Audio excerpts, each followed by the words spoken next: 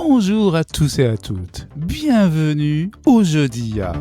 C'est tout l'été et c'est le Jeudi A, l'heure que vous voulez. Pour notre premier rendez-vous, je vous avais proposé de nous interroger sur ce que nous confions à autrui quand on parle à une IA. Ouais, vous vous souvenez ? Bien aujourd'hui, je vous propose de prolonger cette réflexion. On va regarder ce qui se passe un peu plus loin sur la chaîne. Ce qui se passe une fois que vous avez cliqué sur Envoyer. Imaginez la situation. Vous êtes dans une entreprise. Vous venez de finaliser un dossier très important. Ça peut être une réponse à un appel d'offres, une demande de financement ou un dossier réglementaire. À l'intérieur de ce document, on retrouve des informations extrêmement sensibles. Ça peut être votre méthode de travail, vos structures de coûts, des données clients, bref, des éléments qui n'ont pas vocation à être publics. De votre côté, vous avez fait les choses dans les règles de l'art. Pendant la préparation de ce dossier, si vous êtes fait aider par une intelligence artificielle, vous avez pris soin d'utiliser un outil adapté, encadré et parfaitement maîtrisé par votre entreprise. Ensuite, pour l'envoi, vous avez utilisé un canal sécurisé. Le document peut alors partir vers son destinataire, que ce soit un partenaire commercial, un banquier ou une administration. Mais une fois le document arrivé de l'autre côté, que se passe-t-il ? La personne qui le reçoit, en face, elle est souvent sous l'eau. Ouais, comme vous, comme moi, comme nous. Et son réflexe, aujourd'hui, pour gagner du temps, c'est de prendre votre document, ce fameux PDF très confidentiel, et de le glisser directement dans un assistant conversationnel grand public, et de lui demander d'en faire une synthèse rapide. Eh bien, c'est là que le sujet commence, à cet instant précis. Ouais. Où partent donc vos données ? Ce geste, il ne part absolument pas d'une mauvaise intention. Non. C'est avant tout un vrai besoin de productivité. Pour vous donner un exemple très parlant, regardez ce qui se passe dans l'administration. Un récent rapport de l'inspection générale a mis le doigt dessus. Aujourd'hui, les usages vont beaucoup plus vite que les règles de sécurité. En attendant d'avoir des outils internes validés, on estime que près de 40% des agents publics utilisent des IA de leur côté. Et cela sans aucun encadrement. Et ce chiffre, il est extrêmement représentatif. Ce qui se passe dans l'administration, c'est exactement la même chose dans n'importe quelle entreprise ou organisation. C'est un phénomène global. Eh bien, c'est exactement cela qu'on appelle le shadow AI. Et le résultat ? Eh bien, on met aujourd'hui une énergie folle à protéger les données personnelles. Mais les informations stratégiques, elles passent complètement sous le radar. Il faut se le dire clairement.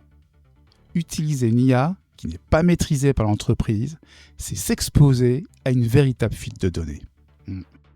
Quand le destinataire de votre document, ou même l'un de vos propres collaborateurs, utilise une IA grand public sur son ordinateur, sur son smartphone, vos informations partent sur des serveurs extérieurs. Et ce sont souvent les structures les plus innovantes ou les entreprises cotées en bourse qui sont les plus exposées.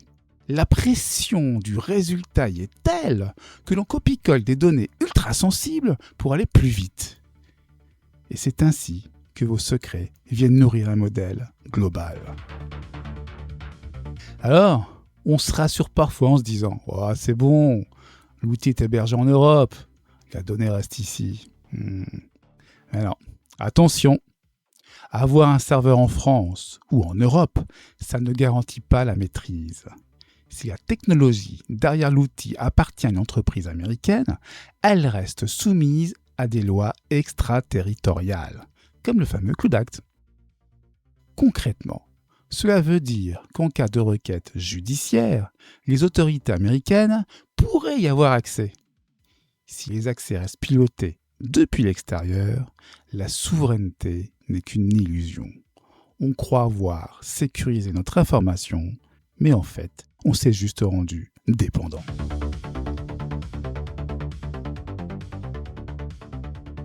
Alors comment fait-on pour reprendre la main ? Parce qu'il va bien falloir agir. Au-delà de la sécurité pure de vos secrets d'affaires, fermer les yeux sur ces pratiques, c'est s'exposer à un vrai risque juridique. Aujourd'hui, on n'en parle plus au futur. La directive NIS 2 sur la cybersécurité est bien en place. Et la IACT européen, le RIA, on est en plein dedans. Les nouvelles étapes de son application nous imposent de plus en plus de transparence et de contrôle sur les systèmes que l'on utilise. Si vous laissez filer vos données dans ce Shadow AI, vous vous mettez directement en défaut de conformité.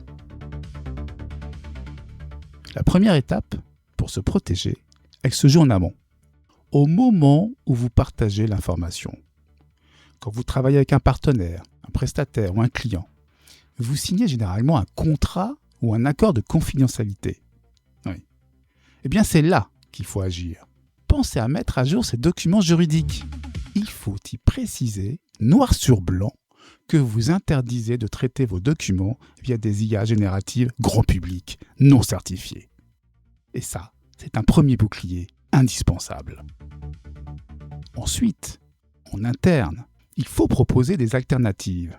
On le sait, une interdiction ne fonctionne jamais si on ne donne pas l'outil sécurisé qui va avec. C'est pour cela que de plus en plus d'entreprises déploient leur propre IA sur mesure ou utilisent des environnements vraiment cloisonnés. Cela afin de garder la donnée chez elles. Oui, c'est important. L'objectif, c'est de redonner de l'air et de la productivité aux équipes sans faire sortir les informations stratégiques. Finalement, il ne s'agit pas de rejeter l'intelligence artificielle, non. Ces outils, pour nous aider à synthétiser ou accélérer nos décisions, on en a besoin, c'est clair. Mais cette fluidité ne doit jamais nous faire oublier la valeur de ce que l'on met dans la machine, ni se faire au détriment de notre secret des affaires. C'est tout l'enjeu. Gardez notre discernement. Alors, la prochaine fois que vous partagez un document clé, posez-vous simplement cette question. Quelles sont les garanties sur la façon dont il sera traité en face ? Je vous remercie de votre écoute. Restez curieux et à très vite.